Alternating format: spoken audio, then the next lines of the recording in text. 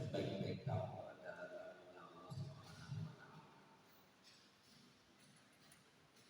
Pertama, saya perlu menyampaikan klarifikasi berkaitan dengan pencantuman gelar. Itu kalau orang lain tidak masalah, tapi kalau saya sangat bermasalah karena saya mengalami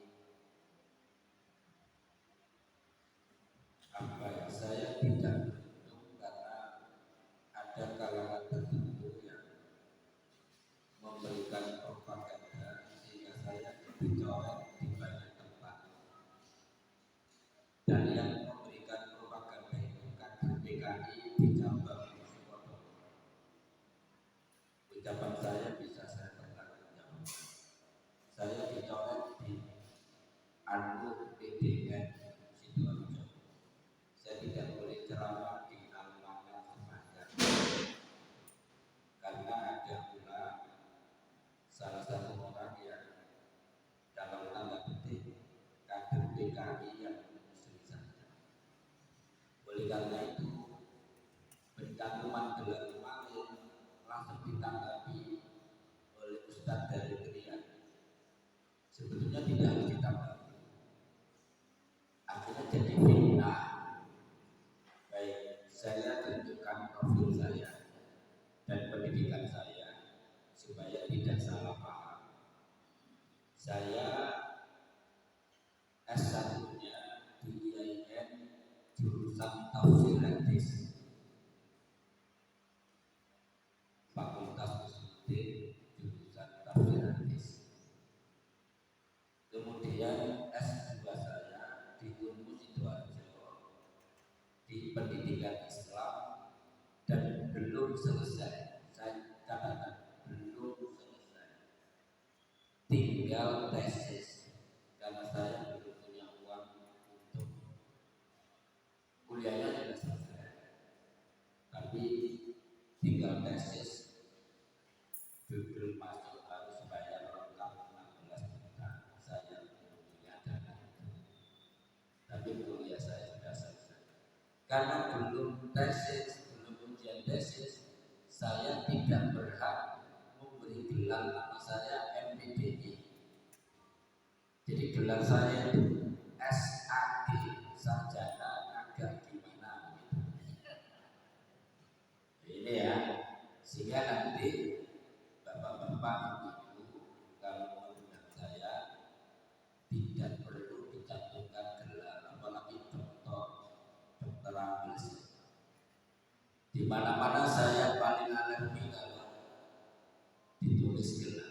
Coba di Gresik, di Lamongan, flyer saya mesti itu sudah cukup. Yang penting materinya, bukan gelarnya. Itu ya. Betul Pak Prof ya? Tidak apa-apa. Terlalu keras. Tidak apa-apa, ini kesalahan kecil. Cuma bagi saya jadi masalah kalau sudah langsung sudah dokter ya, kapan dokternya? Baik, kita masuk ke materi. Saya sudah membuat materi. Saya tidak punya otoritas bicara tafsir, otoritasnya Profesor Robi. Hadis, otoritasnya Profesor Zainuddin Hamzah. Tauhid, Profesor Tauhid, otoritasnya Dr. Randes Haji Naji Iksan MA, otoritasnya. Saya pilih materi yang orang lain tidak bahas, dan ini mudah. Saya suka yang mudah-mudah. Saya bicara tentang peradaban Islam. Sebetulnya ini cocoknya anak muda, tapi saya anggap semua muda. Para jamaah sekalian, rahimahumullah, pertama, Nabi membagi zaman menjadi 5. Jadi zaman yang dialami mulai Nabi Muhammad sampai hari kiamat itu ada 5 tahapan. Yang pertama, zaman disebut oleh Nabi ini hadis sahih, bahkan muttafaq alaih. Zaman kedua, zaman kenabian, yaitu zaman Nabi Muhammad mulai diutus menjadi Rasul sampai Nabi Muhammad wafat. Ini zaman kedua. Artinya zaman kedua itu kepemimpinan umat dipegang langsung oleh Nabi Shallallahu Alaihi Wasallam. Dua, Nabi wafat diganti zaman itu dengan istilah al-khilafah ala minhajin nubuwah. Para ulama menafsirkan zaman khulafa ar-rasyidin, Sayyidina Abu Bakar, Sayyidina Umar, Sayyidina Utsman, Sayyidina Ali karramallahu wajhah. Zaman khulafa sudah tidak berlalu. Yang ketiga, zaman Al-Malikul A'zam. Ini zaman kerajaan sesudah khilafah ar-rasyidin itu, tapi kerajaan ini masih menegakkan keadilan. Nilai-nilai Islam menjadi landasan bernegara. Ini yang disebut nanti ada kekhilafahan Abbasiyah, kekhalifahan Umayyah, kekhalifahan Turki Utsmani, dan ini berakhir tahun 1924 ketika Turki Utsmani dipegang oleh Mustafa Kemal Atatürk, orang Yahudi yang berkuasa di Turki, yang merubah peradaban Islam menjadi peradaban sekuler. Makanya disebut bapak sekularisasi Turki. Azan diganti bahasa Turki, masjid dijadikan museum, tidak boleh bebas membuka aurat dan seterusnya. Itu matinya mengerikan, dimakamkan muncul. Akhirnya makamnya itu ditindih batu supaya tidak muncul, artinya ditolak oleh bumi. Dan baunya sangat busuk sampai hari ini. Kemal Atatürk itu makamnya, baunya sampai hari ini berbau. Sama ke Turki bulan April besok untuk membuktikan apa betul makamnya itu bau. Jadi orang ketika ke makamnya pakai masker, ditanya apakah ini ada bau WC yang bocor, WC yang bocor? Tidak, ini dari makam Mustafa Kemal sampai hari ini. Nah, kemudian yang keempat, sejak 1924 itu Nabi memprediksi zaman itu disebut Al-Malikul Jabbariyun, yaitu penguasaan kerajaan yang diktator, yang kejam, yang berkuasa di seluruh permukaan bumi, termasuk di negeri kita. Umat Islam ditangkapi misalnya. Ini terakhir Ustaz Bahtiar Nasir akan ditangkap dalam negeri. Ada tuduhan radikalisme. Nah, yang kelima ini belum akan muncul. Yang kelima ini kembali kata Nabi seperti yang kedua, akan muncul zaman akhir namanya al-khilafah ala minhajin nubuwah. Zaman kekhalifahan kembali di bawah bimbingan nubuwah. Kapan itu? Para ulama memprediksi kurang kira-kira 3 tahun. Kalau dihitung setiap 100 tahun ada mujaddid, pembaharu Islam dalam bidang agama, bidang politik, bidang budaya dan seterusnya. Itu kalau dari 1924 ditambah 100 atau 100 tahun dari 1924 itu berapa? 2000 berapa? 24. Jadi kurang 3 tahun. Tetapi proses menuju 2024 itu umat Islam mengalami kepahitan yang luar biasa. Jadi kita ini hidup tidak enak tahun-tahun ini 2002 sampai 2003, tapi kemungkinan besar tahun 2024 itu umat Islam di seluruh dunia akan mengalami kebangkitan menuju al-khilafah al-minhajin. Ini harus diyakini karena ini bagian dari ajaran Islam yang disampaikan oleh Rasulullah SAW. Ini yang pertama. Nah, jadi kebangkitan itu sudah dekat. Tapi kenapa umat Islam tidak merasa? Sebabnya tadi. Padahal Quran hitungan tahun bukan abad. Tapi kenapa mayoritas umat Islam kok tidak merasa bahwa kebangkitan sudah dekat? Sebabnya ada 3. 1, karena kita lemah di dalam teks hadis nubuwah. Kita tidak begitu cerdas memahami hadis-hadis nubuwah. Hadis nubuwah itu hadis tentang prediksi tentang akhir zaman. Yang saya sebut tadi hadis nubuwah. Tahapan 1, 2, 3. Tidak memahami ini. Dan hadis-hadis yang lain banyak hadis nubuwah. Misalnya yang diawali saya di zaman alam mati, itu hadis nubuwah. Atau saya di alam mati zaman, itu hadis nubuwah. Jadi pertama kita lemah adalah hadis-hadis nubuwah. Yang kedua, umat Islam lemah dalam aspek literasi tentang sejarah. Kita tidak banyak membaca sejarah peradaban Islam. Jika mau bangkit tidak terasa, mau hancur tidak terasa, biasa. Beragama secara biasa. Tidak ada getaran-getaran bahwa umat Islam akan mengalami kebangkitan tidak terasa. Karena kita bahwa sejarah itu berulang. Coba dalam Al-Quran tentang kisah dalam surah Rum tentang Ghulibatil Rum, bangsa Romawi menang. Kemudian bangsa Romawi akan kalah kembali. Sejarah akan berulang. Islam akan berulang memimpin dunia dalam waktu.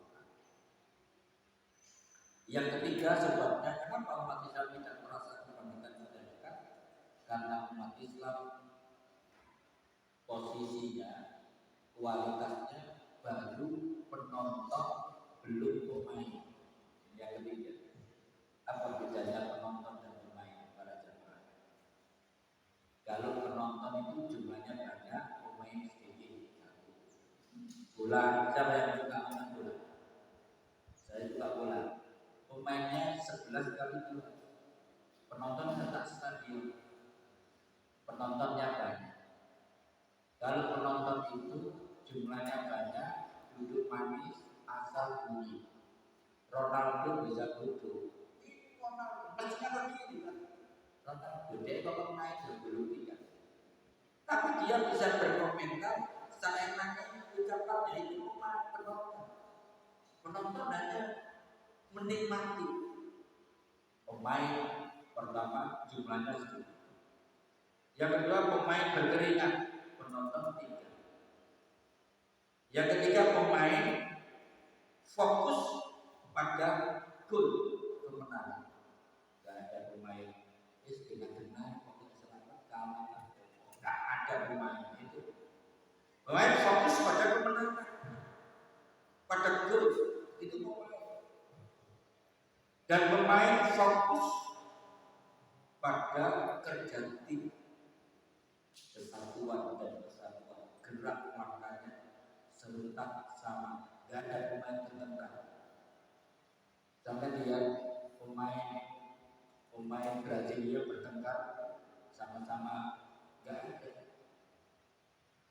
Makanya di dalam Al-Quran itu Allah memberikan perintah wa aqimuddin wa la tatafarraqu, tegakkan agama dan jangan bertengkar dalam menegakkan agama.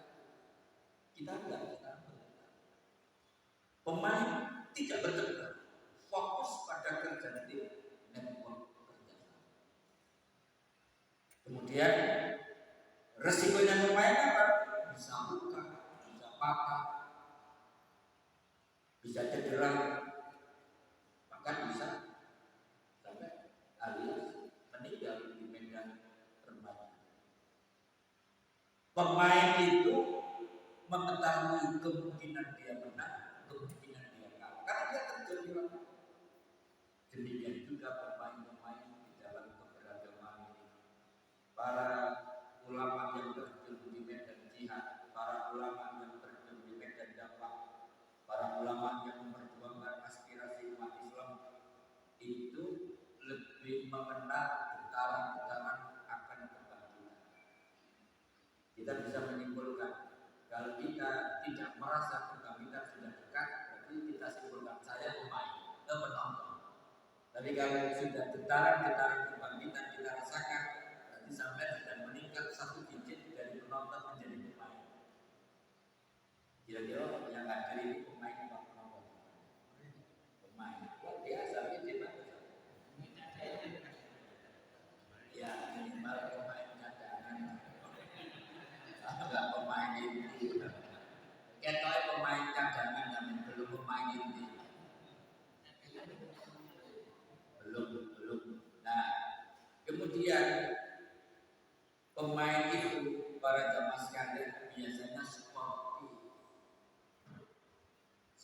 itu ya seperti saya sportif, kalau bukan dokter ya nggak mau dokter, kalau nggak bisa ya mau nggak bisa, itu sportif. Umat Islam sekarang banyak yang tidak sportif, tidak bisa tapi bisa.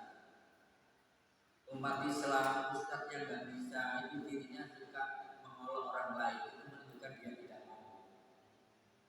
Kalau dia mampu, dia sangat menghindari menyalahkan orang lain. Jadi sampai punya definisi di mana saja kalau ustaz suka menyalahkan orang lain, itu dia sedang menunjukkan ketidakmampuannya sebagai seorang ustaz. Kalau dia mampu, sangat menghina orang, menyalahkan, sangat menghina. Nah, sekarang di media sosial, di YouTube saling memaki. Itu semuanya seragam menunjukkan ketidakmampuannya. Dia tidak bisa jadi pemain, dipaksa jadi pemain. Mestinya ustaz itu pemain gak sempat menyalahkan orang lain. Pemain itu fokus pada kemenangan. Itu problem kita hari ini di situ, sehingga terlambat untuk melakukan kebangkitan karena kita sibuk saling menyalahkan di antara pemain. Seharusnya fokus, dia tidak fokus. Seharusnya network kerjasama, tidak. Pemain fungsinya seperti penonton, menyalahkan orang lain. Ada maksud saya yang banyak disalahkan orang lain. Apa? Tambah enak di suatu perbuatan. Baik. Yang kedua, kebangkitan itu para jamaah sekalian ada yang memanggil. Nanti saran saya ini dikasih layar saya pakai LCD. Sehingga materi saya mesti pakai PowerPoint supaya jelas. Kebangkitan itu ada yang memanggil. Siapa pertama yang memanggil? Rasulullah Shallallahu Alaihi Wasallam. Saya tunjukkan urutan ayatnya. Rasulullah resmi menjadi Rasul itu karena menerima wahyu yang pertama di Gua Hira, surat Al-Alaq 1-5. Nabi Muhammad ketemu malaikat Jibril mengatakan Iqra ya Muhammad. Nabi ini pengalaman baru, belum pernah mengalami ketemu makhluk yang dalam bentuk aslinya. Jibril tidak berbentuk manusia, bentuk aslinya. Iqra ya Muhammad. Nabi mengatakan ana biqari, aku tak bisa membaca. Diulang lagi Iqra ya Muhammad, diperpesan malaikat Jibril.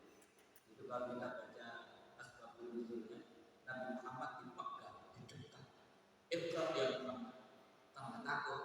Ma'ana biqari. Kemudian diajari pelan-pelan di malaikat Jibril,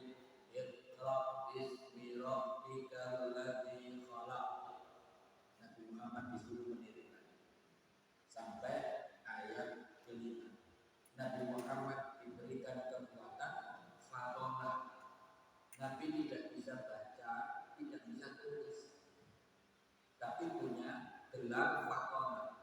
Fatona itu cerdas, sekali dia dengar langsung hafal. Ada di sini yang dengar hafal, berarti fatona. Itu ya Allah dari Fatimah. Fatona. Maka Nabi pulang dengan ketakutan, begitu ceritanya sampai di rumah. Zamiluni, selimuti aku. Inilah istri yang baik para jamaah sekalian. Khadijah itu istri yang baik. Sehingga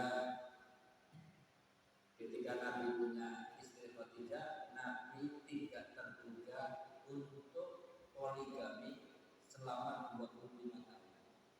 Itu mestinya disampaikan. Yang disampaikan, Nabi poligami itu punya waktu 13 tahun ketika Khadijah sudah meninggal. Ini objektif. Dalam poligami. Jadi 24 tahun bertahan poligami. Baru Khadijah meninggal, Nabi poligami selama 13 tahun sampai wafat. Istri yang baik mengatakan begini karena nanti suaminya ketakutan. Wahai suamiku, insya Allah tidak terjadi apa-apa pada dirimu. Karena selama ini engkau orang yang baik dan suka menolong orang lain.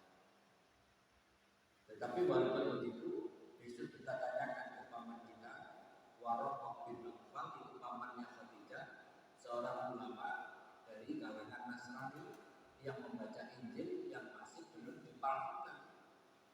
Sehingga singkat cerita, begitu Nabi sampai ke rumah Waraqah bin Nawfal, Khadijah menceritakan kejadian bla bla bla bla bla bla. Karena kisah ini sudah dikutip dalam kitab Injil, Waraqah mengatakan, ini yang saya tunggu. Wahai Khadijah, suamimu ini adalah seorang nabi dan rasul akhir zaman. Seandainya aku masih muda, maka aku akan bela engkau Muhammad ketika engkau dilempari batu di Taif. Sudah diceritakan. Bahkan yang lepas dari bacaan kita, sebetulnya Khadijah itu sudah tahu sebagian ciri-ciri kenabian Muhammad. Karena Khadijah juga membaca kitab sebelum Al-Quran. Khadijah itu janda yang intelektual, pintar, membaca, dan bisnisnya luar biasa. Itu sudah tahu. Maka Khadijah juga menunggu ciri terakhir kenabian Muhammad, yaitu menerima wahyu di dua khilaf. Itu diceritakan dalam kitab sebelumnya. Berarti Nabi dibekali pertama apa? Iqra bismi rabbikal ladzi khalaq. Nabi dibekali dua. Yang pertama Iqra, baca. Berarti knowledge, ilmu pengetahuan.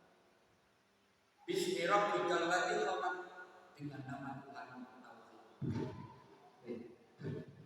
Jadi bekal orang yang membangun peradaban itu pertama ilmu atau iman dulu baru ilmu. Iqra, ilmu. Makanya membaca. Hari ini umat Islam tidak membaca WA, juga membaca buku, sedikit yang membaca buku. Saya punya teman diskusi di Citraon, tiap hari dia baca buku, tiap minggu dia beli buku minimal 4. Orangnya biasa, desa ngomong biasa, tapi tiap hari baca buku. Kalau ada buku baru, beli 2 pasti saya dikasih. Kita diskusi yang ini. Maksudnya baru baca itu ada knowledge. Nabi dibekali iman, tauhid, ilmu. Baru ayat yang kedua. Surat kedua apa ya? Surat Al-Muzammil. Ya ayyuhal muzammil, hai orang yang berselimut, qumil laila illa qalila. Qum, bangunlah. Laila, malam sebagian. Qumil laila bangunlah sebagian dari malam. Apa artinya? Tahajud. Berarti yang ketiga adalah modal spiritual, modal tauhid, modal ilmu, modal spiritual. Baru yang keempat, yang ketiga ya, al-malak, al-muzammil, baru al-mudassir. Kembali yang tanya, ya ayyuhal mudassir, hai orang yang berselimut sama, kum fa'anzir, bangkitlah, berilah peringatan. Ini peradaban.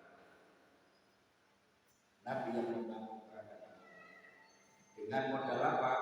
Modal iman, modal ilmu, modal spiritual dianggap sudah kuat, maka Nabi membangun peradaban umat manusia minal zulumati ilal nur, dari kegelapan menuju terang benderang.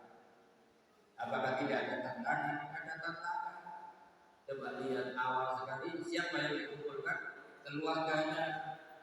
Makanya dakwah itu dari keluarganya dulu, istrinya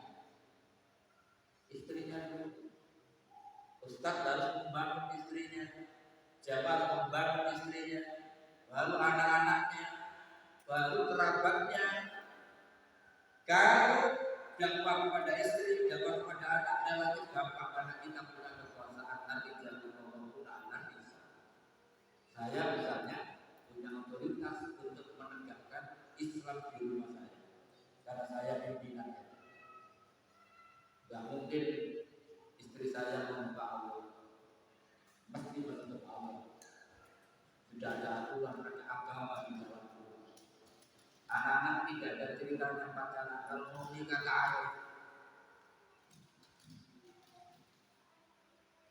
Walaupun gak pacaran tapi ya jodoh dia jangan khawatir. Gak pernah ada tamu laki-laki temui anak saya di rumah. Tidak serempet. Nah, kemudian kerabatnya dikumpulkan, Pak. Makanya ini strategi yang tidak banyak dilakukan. Nabi pertama berdakwah itu diundang makan, undangannya makan, syukuran. Semua diundang, bibirnya, pamannya, termasuk Abu Jahal juga diundang makan. Gak diundang, gak diberikan undangan makan nama berjamaah.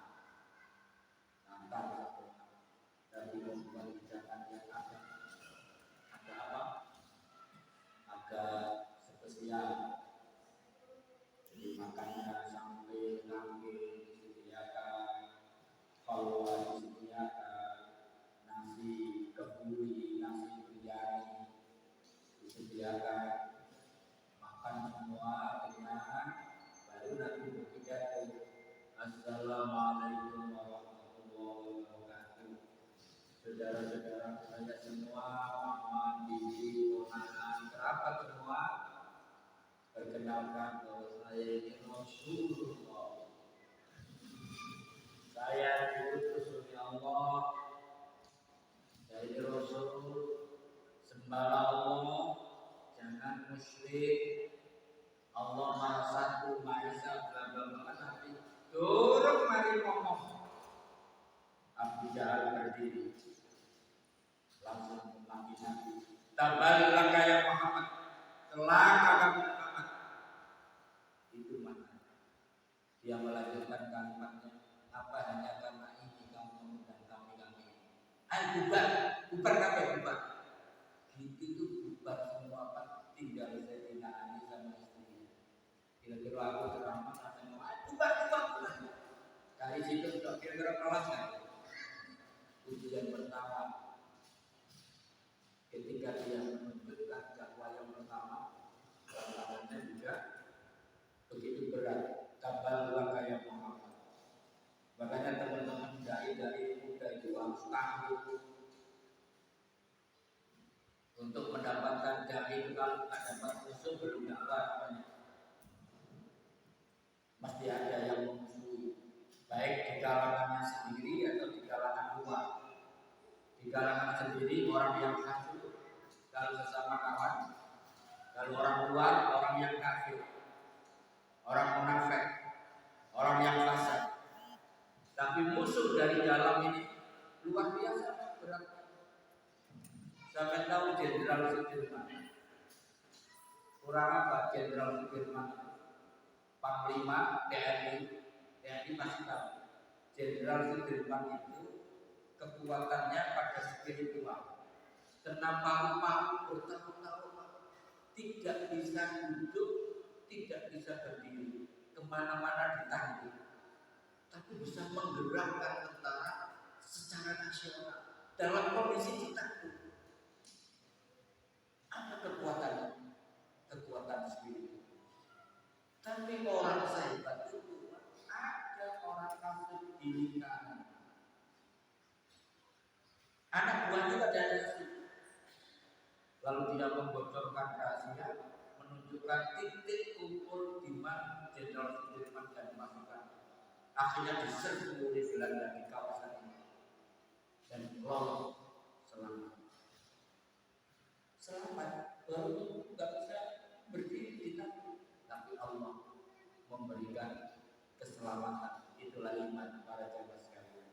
Iman itu sumber kekuatan, sumber perlindungan. Makanya kalau ingin hebat, iman, problemnya pada iman. Baik, berikutnya. Kemudian para jamaah sekalian, implementasi pelaksanaan dari kum fa'andir atau tafsir dari kum fa'andir itu adalah surat Ali Imran ayat 110. Jadi kebangkitan itu disuarakan oleh Nabi Muhammad dalam surat Al-Mudaththir, kum fa'andir, bangkitlah dan berilah peringatan.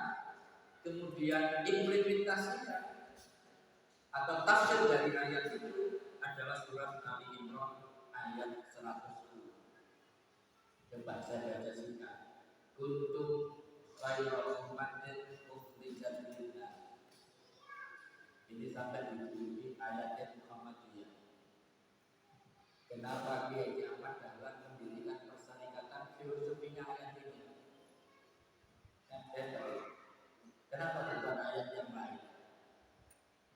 Tapi filosofi pendirian itu adalah Ali Imran 110 yang menjadi landasan pendirian ormas besar ini,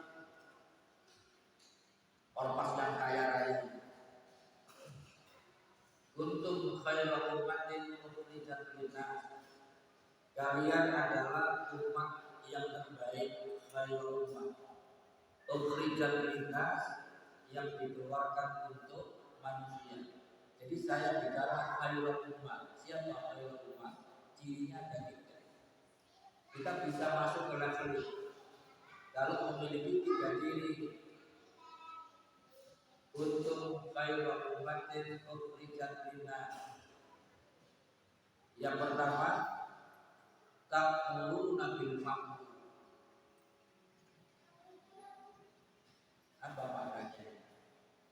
Jadi umat yang terbaik itu kalau mereka melakukan program amal ma'ruf. Lah amal ma'ruf itu kalau dilembagakan, kalau diinstitusionalkan, ya pengajian ini.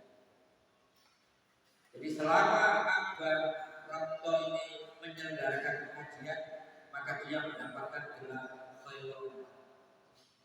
Tapi kalau ini di depan dibubarkan, berarti khairul ummahnya dicabut. Selama kebilan Abdullah bin tanpa gelar, ngaji di mana-mana datang, maka kemungkinan ada gelar khairul. Tapi kalau meraih berhenti jadi maklar tanah, karena hasilnya pengajian tidak banyak, maklar tanah lebih banyak. Saya memilih maklar tanah misalnya, saat itu dicabut khairul ummah. Jadi luar biasa. Nah, amal ma'ruf itu nggak mesti yang terang-terang.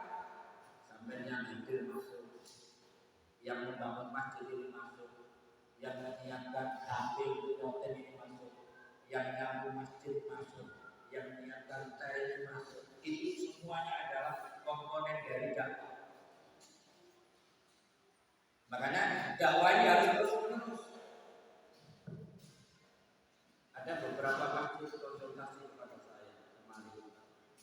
Dan ini karena pengajian ini berkembang. Apa yang harus dilakukan? Yang tadinya aktif tidak aktif, yang aktif mulai beberapa kali tidak masuk. Apa kira-kira? Saya tanya apa sebabnya Pak? Tidak tahu. Gampang Pak sebabnya. Pertama, mungkin jenuh. Sampai koreksi ustaznya termasuk saya. Sampai koreksi materinya apakah dibutuhkan. Yang kedua, mungkin perlu dikasih kopi Pak. Kopi jahe capsingan supaya menarik. Karena Pak Jasir mengatakan terutama anak muda itu gak doyan suara, doyan sakso. Sehingga kalau mengundang anak muda pasti ada konsumsinya. Mungkin gara-gara itu sudah tak dijaga. Berarti gara-gara apa? Imannya turun.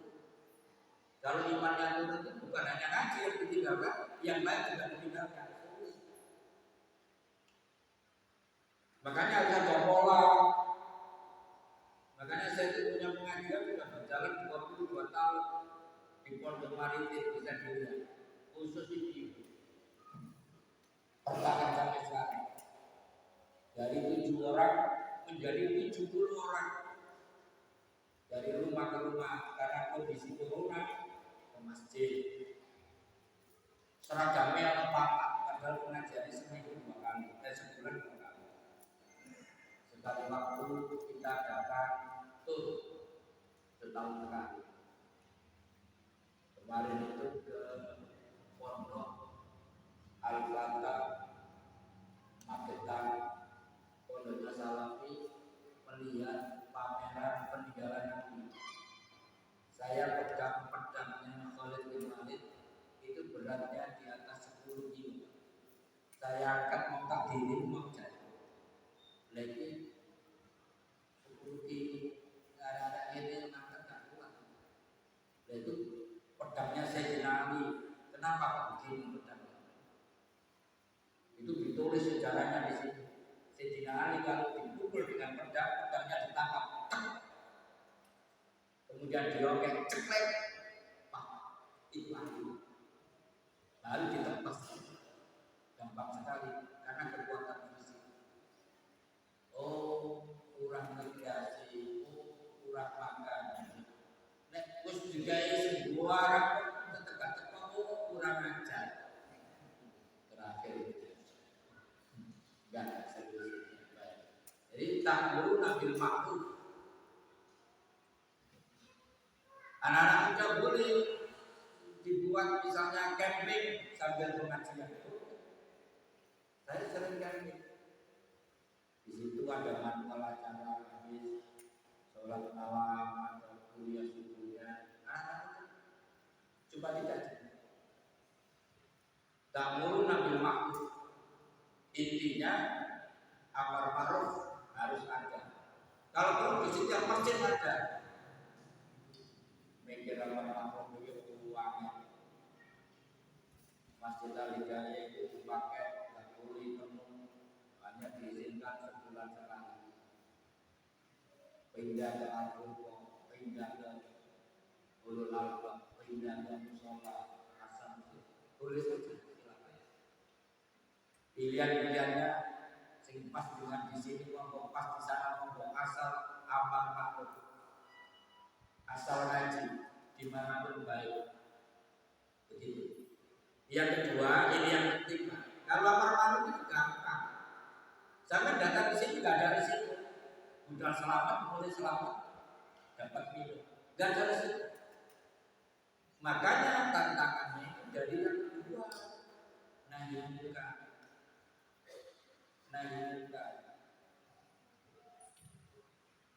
Apa tantangannya?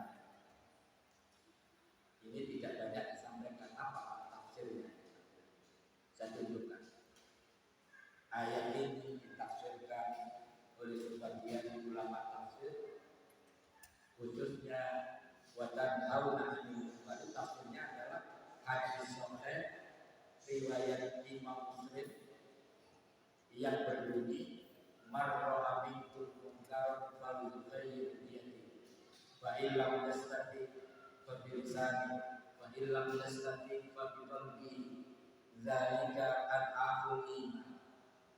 Jadi jangan dibayangkan itu kalau ada anak Abu Jago sampai tutup. Itu bagian kecil yang dilupakan oleh sebagian umat Islam itu adalah untuk menutup kemungkaran itu butuh kekuasaan. Jangan lagi untuk menutup kemungkaran butuh kekuasaan. Maka untuk kemungkaran fa'idhayyin. Jika kamu melihat kemungkaran, rubala biyadin dengan tanganmu itu tafsirnya kekuasaan. Apa bisa kita menutup kemungkaran kalau kita tidak berkuasa? Saya tunjukkan contohnya. Nabi itu pernah berbicara bukan atas nama Nabi, di atas nama Nabi, tapi atas nama penguasa. Nabi pernah jadi penguasa di Madinah. Ini yang umat Islam mulai tidak tertarik. Apa kata Nabi? Suatu kali yang jadi imam bukan saya, orang lain. Saya akan berjalan ke lorong-lorong. Apabila saat sholat jamaah tiba, masih ada orang yang tidak berangkat ke masjid untuk sholat jamaah, aku bakar imam. Ini Nabi bicara fungsinya sebagai penguasa. Orang dialog semua berangkat sholat. Apakah mungkin kita bisa memaksa orang sholat jamaah kalau kita tidak punya kekuasaan? Enggak. Saya bisa memaksa anak saya untuk tilawah 1 hari setengah jam karena saya punya kekuasaan. Enggak mungkin anak saya berani melawan saya karena penguasa itu saya. Bayangkan kalau penguasa RI 1 mengatakan siapa yang masih ada di lorong-lorong tidak berangkat sholat jamaah akan saya bakar rumahnya. TTT Jokowi. Misalnya aturan dibuat berdasarkan syariat. Jadi watan haula 'anil munkar, menutup kemungkaran itu yang paling efektif adalah ketika umat Islam punya kekuasaan. Oleh karena itu kita harus punya syahwat, nafsu berkuasa. Silakan di partai politik. Nanti di sana bisa memilih pemimpin yang baik. Jangan sampai kita tidak punya ambisi untuk berkuasa. Dan tunjukkan di Citra Harmoni itu bertahun-tahun. Kalau yang bagian dulu belakang saya, kan prosesinya seperti Citra Harmoni itu malam itu 11 itu. Tumone Robbana Atina. Begitu Ermina ganti dicoret ke yang berdua pendeta. Apa itu kekuasaan? Gak mungkin kalau kepala desanya itu jamaah masjid di sini, yang aktif di sini, nanti 17-an mengundang dari rumah. Itu kekuasaan. Betapa pentingnya kekuasaan. Oleh karena itu umat Islam harus berkuasa karena Nabi berkuasa. Dan kurang 3 tahun kita berkuasa. Sampai siap-siap. Ini jangan jadi mau-mau. Nah, jiwa kita serius ini. Tapi berkuasa itu maju. Tapi berkuasa. Kekuasaan. Karena sekarang saya sampai tahun 2012 orang 27 juta di Monas itu. Setiap event saya datang itu menggulkan Anies Baswedan jadi gubernur serasa pilpres. Orang saya Indonesia datang ke Jakarta 1 TPS ya masih 3 kader minimal sampai 10 berlebihan. Seluruh TPS diawasi sehingga DKI itu paling unggul selama ini. Iya tidak ada yang benar. Kenapa? Kalau saya Indonesia di Jakarta kontrak nyewa rumah biaya sendiri apa setiap TPS itu terjadi. Begitu pilpres tidak ada yang menjaga TPS. Makanya ke depan itu dia kita bagaimana ciri-cirinya kita awasi supaya tidak ada kecurangan. Ini 2024 satu. Kedua, kalau tidak punya kekuasaan untuk menentukan fa'ilam yastati fabilisan, maka kalau tidak mampu dengan lisan, tapi ini efeknya tidak begitu kuat. Saya ini ngomong sampai umur, saya bisa itu bisa tidak. Saya tidak berhak memaksakan dirinya. Kenapa? Fa'ilam yastati fabilisan. Saya ngomong di sini berbeda dengan ngomong di rumah saya. Kalau saya berangkat, Pak, untuk lama ini berisik saja. Ya, sampai nawa. Tapi saya nggak bisa paksa saya nanti. Kenapa? Saya hanya punya kekuatan lisan, tidak punya kekuasaan yang saya.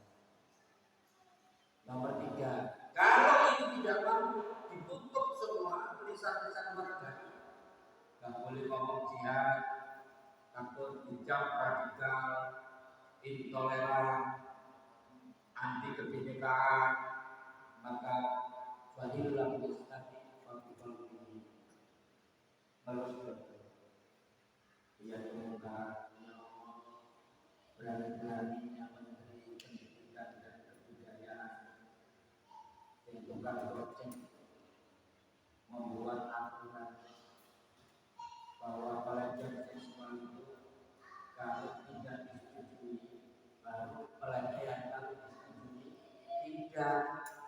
Itu kan pelecehan seksual di kampus.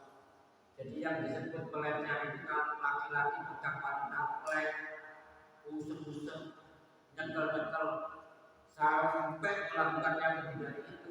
Kalau dia tidak setuju, pelecehan seksual. Dan kalau diusep-usep dia menikmati, ini tidak disebut pelecehan seksual. Berarti apa? Menteri Pendidikan menginginkan ada seks di kampus. Kita nggak bisa apa-apa kalau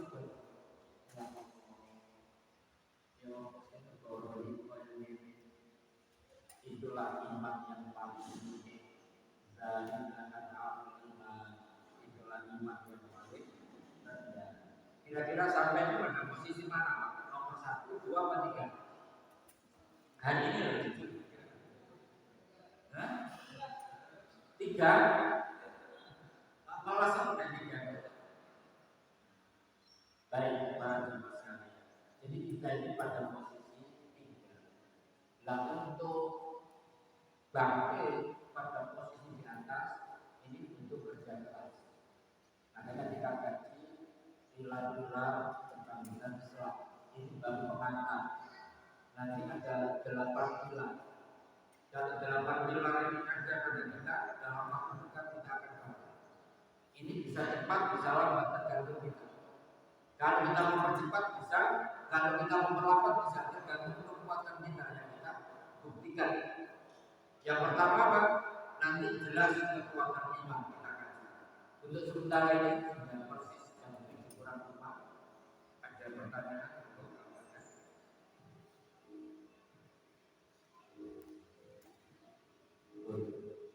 Silakan. Pertanyaan. Assalamualaikum.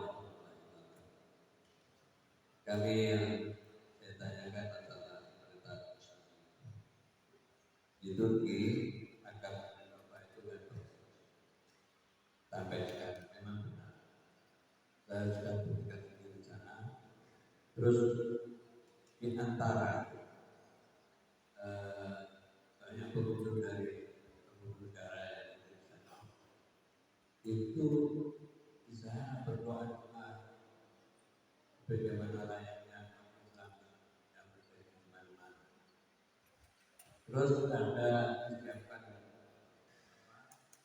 seperti kambing yang baru untuk kurban atau apa, tapi kebetulan saya nggak masuk karena tidak kuat bangun. Apakah di antara Allah yang jalan-jalan yang bisa terima bunyinya Allah dan bagi Assalamualaikum warahmatullahi wabarakatuh.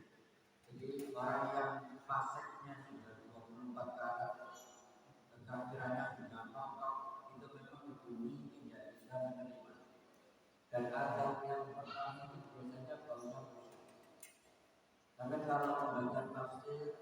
Al-Lahab, tentang cerita Abu Lahab. Abu Lahab itu meninggal itu baunya busuk, sehingga kerabatnya sendiri tidak sanggup memakamkannya.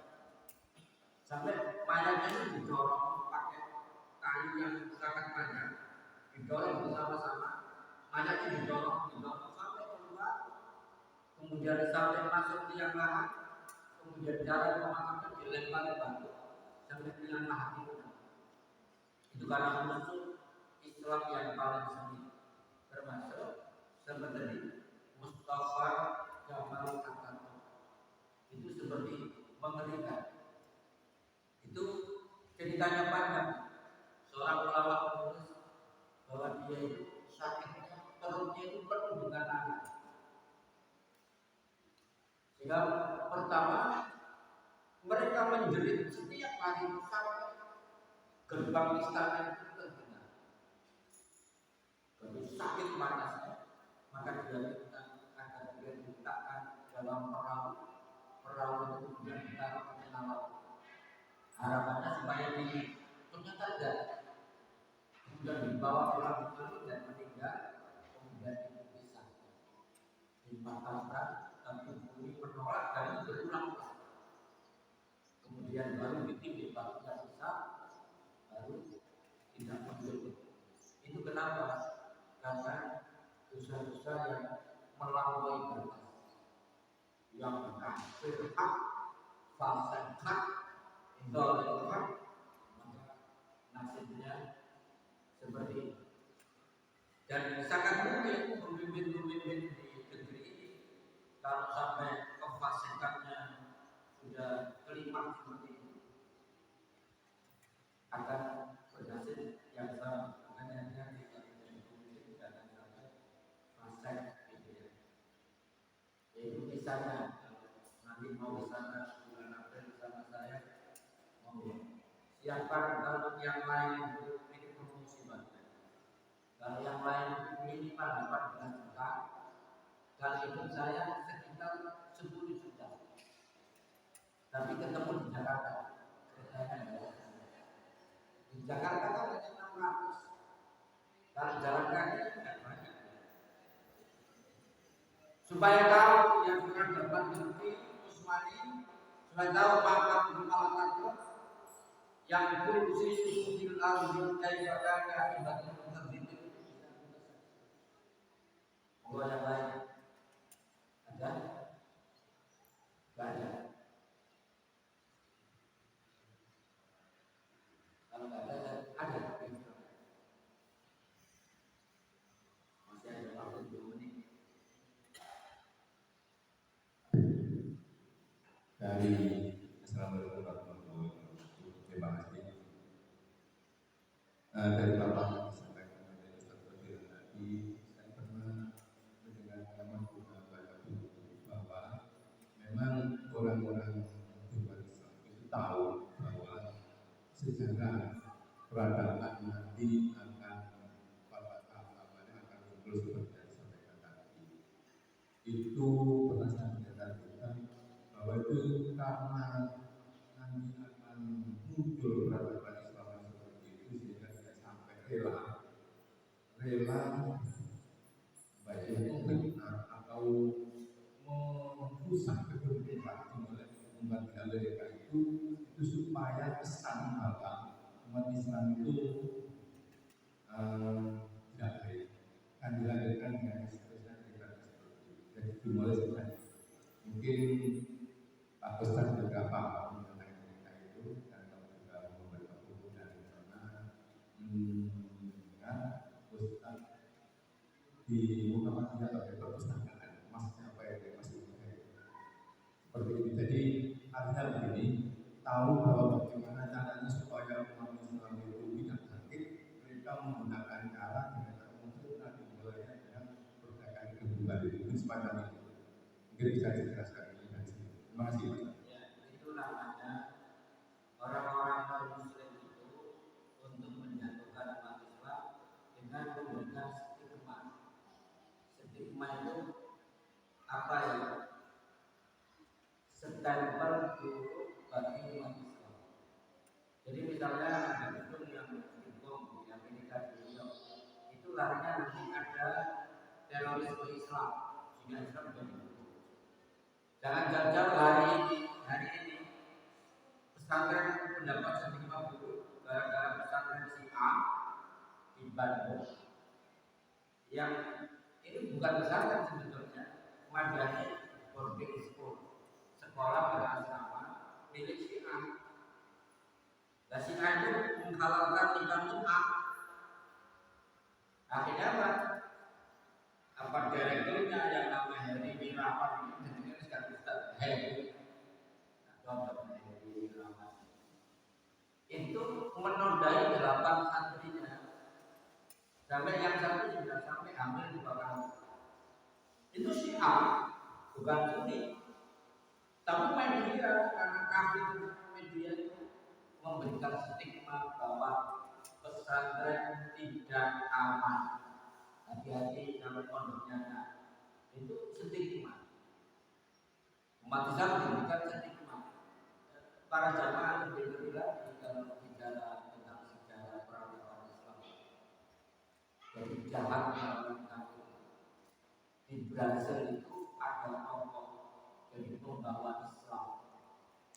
Di Brazil seorang ulama Islam namanya Zombie. Anak-anak muda kesan ada Zombie. Zombie itu stigma. Ulama diberikan stigma supaya Islam jelek. Sampai kenal katakan Bangga itu apa?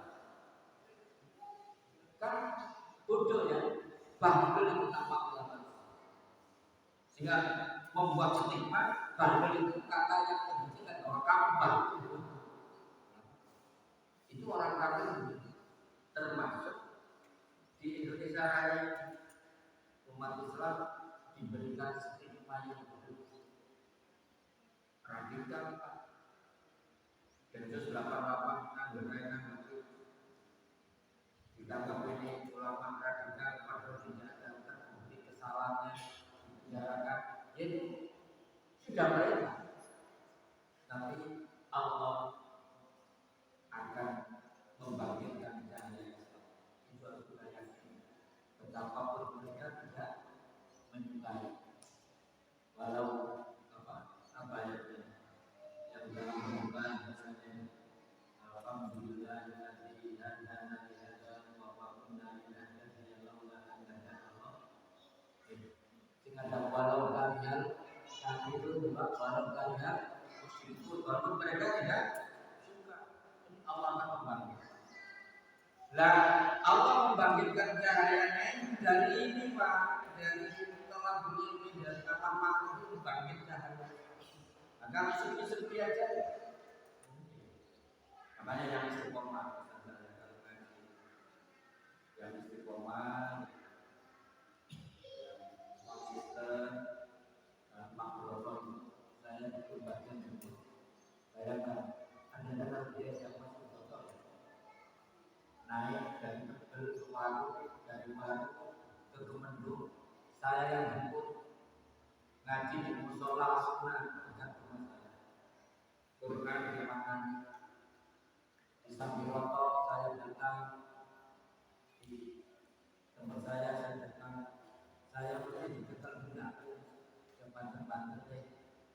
Nah, dengan nanti makan dulu berontak-ontak dengan saya bagi dukungan pengajiannya pada asal, dan saya masih ingat sekali di sekitar 20 pagi mesti dia waktu ada di.